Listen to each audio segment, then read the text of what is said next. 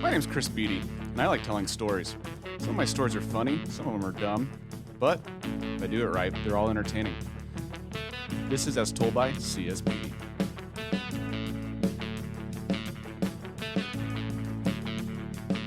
This story is about picking up a new hobby and hating every second of it.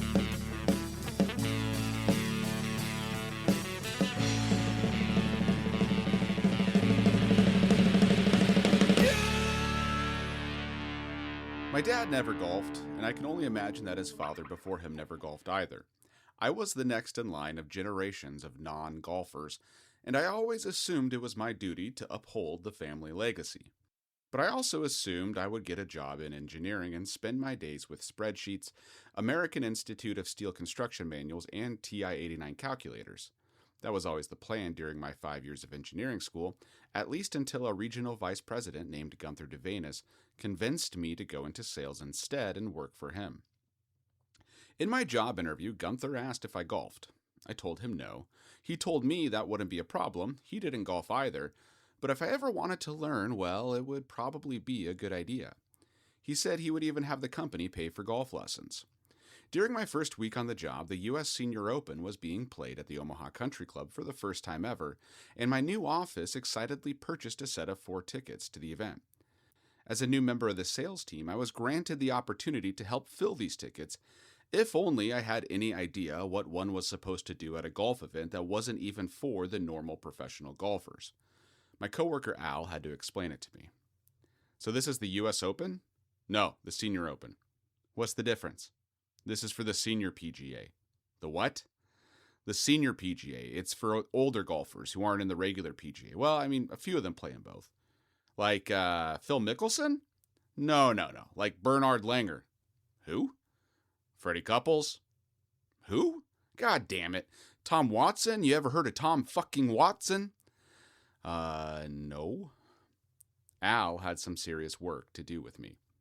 I made the mistake of telling my mom I was trying to get into golf, who, having never learned any of my true interests, latched onto this new pursuit with vigor when it came time to buy me any and all Christmas presents.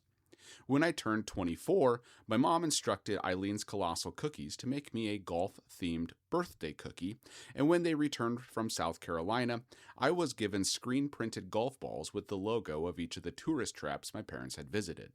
My mom naturally assumed I would be collecting these now.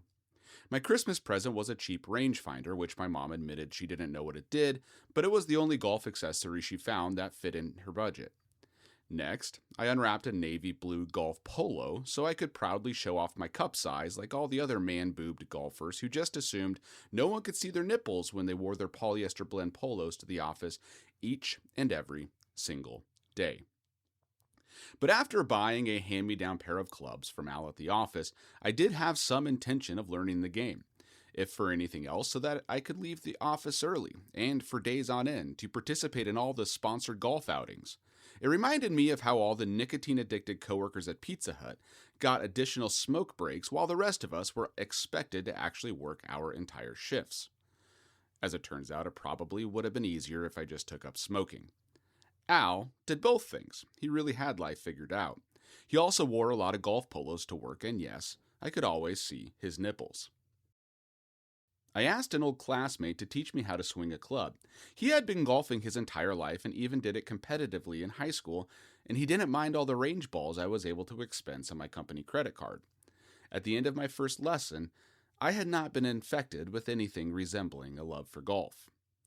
Tyler never complained about my lack of progress or all the free lessons I was requesting, but I could sense his enthusiasm waning when he started inviting other friends to join us at the driving range. Without his undivided attention, I asked a guy from church who had an obligation to God to say yes every time someone asked for his help, and the two of us rendezvoused at the same driving range where Tyler had done his best efforts with me. Michael and I only had one lesson, but I did make sure to show him the new golf pullover my work gave me. He was really impressed. It was high quality and only showed my nipples if he got close. I was starting to make contact with the ball most of the time, well, some of the time, and Tyler gave me a crash course on chipping and putting. But I had yet to play an actual round of golf. Our office participated in a weekly golf league for the American Society of Heating, Refrigeration, and Air Conditioning Engineers, and after our installation manager was given a year-long ban due to the time he missed a shot and swung his club above his head and down into the putting green lumberjack style, we were having trouble filling the required 4 players each week. I decided my time had come. Al was against the idea, which hurt my feelings, which Al didn't care about. Despite being a beer league for engineers, people took the ASHRAE Golf League pretty seriously. When I ran into an old engineering professor at the driving range, I made a comment about how I had never seen him there. He told me he selected which range he practiced at based on the velocity of the wind flow on that given day. He said, "You know, it's that whole engineering thing, you can never really turn it off." Engineers are kind of like that. Every golfer at the ASHRAE League had a handicap based off their league performance to date. Since I had never golfed in that league, or in any form, my score wouldn't be counted that first round and would instead be used to establish my handicap. After missing the ball entirely on my first tee shot, I regrouped and made contact on my second swing, hooking it and watching it bounce off the car path and into a tree line. I hit it again, and this time the ball ended up in a tree. Not near a tree, in a tree. About 3 feet up, gently nestled in the branches of a pine, as if it were the egg in a bird's nest. I tried swinging my club like a baseball bat at the waist-high target, which just made the ball land at my feet after the club head caught the pine needles and shook the entire tree. The rest of the round went much the same. In order to keep play moving, there was a maximum score allowed on each hole, something like 7 strokes above par. I was mercy ruled every single hole, and at the end of the round was assigned the maximum allowable handicap. That was the only time I participated in the ASHRAE Golf League. I never asked to play again, but I also knew Al would never allow it. But I had yet to give up hope. After our vice president Guenther couldn't attend the Masters golf tournament due to the untimely death of his mother, he let me take his ticket to escort a couple of customers. I had never watched a golf tournament in my life, on TV or in real life, and here I was at Augusta National, sitting in the same grandstand as former Secretary of State Condoleezza Rice, and yucking it up with a VP of an engineering firm. "Hey Chris, check it out, there's Tom Watson!" "Oh yeah, how cool is that? I totally know who Tom Watson is." I kept getting invited to fancy-ass golf tournaments.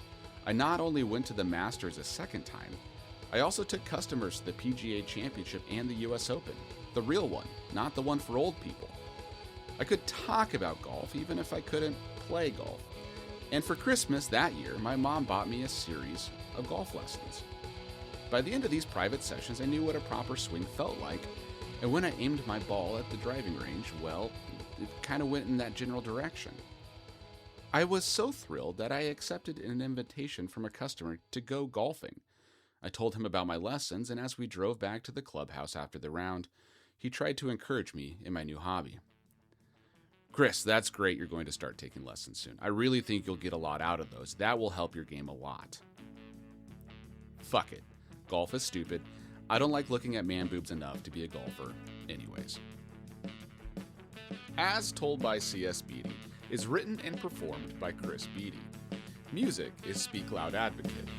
If you like this, you can subscribe at csbeaty.com, and if you really like this, you should buy my book, Loser, A Survival Guide to High School Popularity. Everything is recorded at the greatest city on earth, Omaha, Nebraska.